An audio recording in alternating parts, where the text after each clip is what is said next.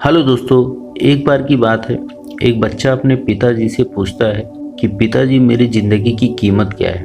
उसके पिताजी सोचते हैं कि इसको क्या जवाब दूं मैं इस छोटे से बच्चे को, क्या होती है ज़िंदगी की कीमत। उनके मन में एक विचार आया और उन्होंने उस बच्चे को एक पत्थर दिया और कहा कल तुम इस पत्थर को मार्केट में लेके जाना और वहाँ पे बेच देना। अगर कोई इसका रेट पूछे, इसका प्राइस पूछे तो तुम कुछ मत कहना, बस अपनी 2 उंगली दिखा देना। बच्चे ने कहा ठीक है।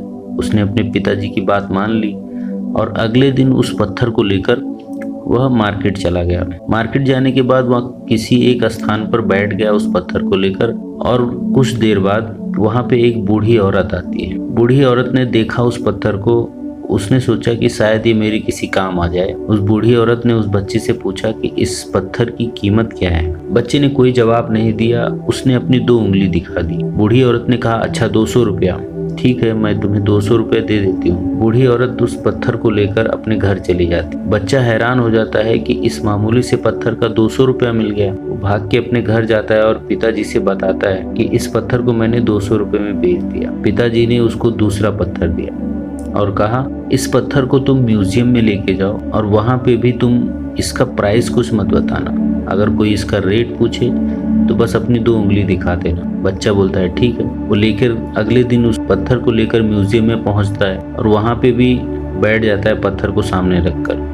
थोड़ी देर बाद वहाँ पे एक बिजनेसमैन आता। बिजनेसमैन ने उस पत्थर को देखा, उसने सोचा कि क्यों ना मैं ये पत्थर खरीद लूँ, ये मेरे बहुत काम आएगा। वो बिजनेसमैन उस बच्चे के पास जाता है और पूछता है कि इस पत्थर की कीमत क्या है।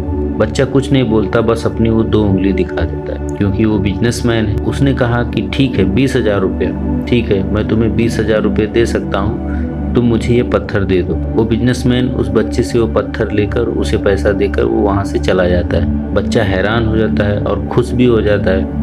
वो भागता हुआ घर आता है और अपने पिताजी से मिलता है और उसे सारी बात बताता है कि ऐसा ऐसा हुआ। फिर से पिताजी ने उसे तीसरा पत्थर, एक और पत्थर दे दिया और कहा कल तुम इसे मार्केट में लेके जाना और मार्केट के सबसे बड़े पत्थरों की जो दुकान है वहाँ पे बेचना। तो बच्चे ने कहा ठीक है। अगले दिन बच्चा उस पत्थर को लेकर मार्केट में जो सबसे बड़ी दुकान है जहाँ पे बहुत ही कीमती पत्थर तरासे जाते हैं वहाँ पे लेके जाता है।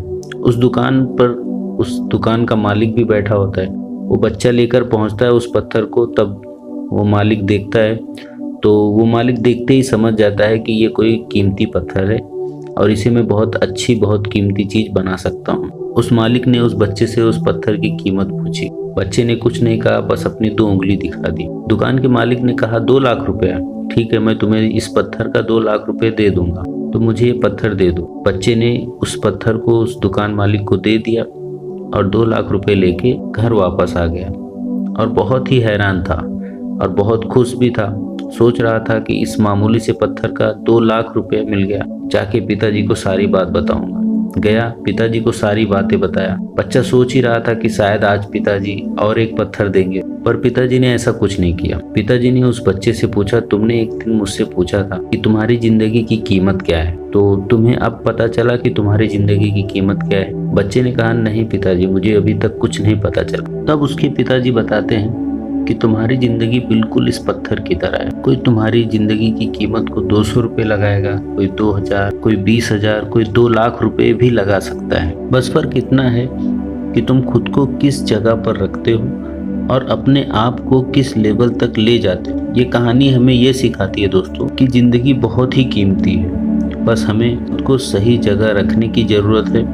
यदि हम ऐसे लोगों के बीच में रहते हैं जिनकी छोटी सोच या जिनकी ज़िंदगी का कोई मकसद ना हो, तो हम और हमारी सोच भी उन्हीं की तरह हो जाती है। लेकिन हम उन लोगों के बीच में रहते हैं जिनकी लाइफ अच्छी है, जिनकी लाइफ से हमें कुछ प्रेरणा मिलती है, कुछ सीखने को मिलता है, तो हमारी लाइफ भी उन्हीं की तरह बेहतर और बेहतरीन हो जाती है। दोस्तों कल को आसान बनाने के लिए हमें आज को बेहतर करना पड़ेगा। आज को बेहतर करने के लिए कड़ी मेहनत करनी पड़ेगी दोस्तों, बहुत सारी मेहनत करनी पड़ेगी। ज़माना बहुत आगे निकल चुका है, हमें सिर्फ और सिर्फ मेहनत से नहीं और दिमाग से भी काम लेना होगा। तो दोस्तों इसी के साथ विदा लेता हूँ, मिलता हूँ नेक्स्ट एपिसोड में। तब तक के लिए बने रहें। अगर कहानी पसंद आई दोस्तों तो एक लाइक ज़रूर कर देना। थैंक यू सो मच, धन्यवाद, बाय बाय, टेक केयर।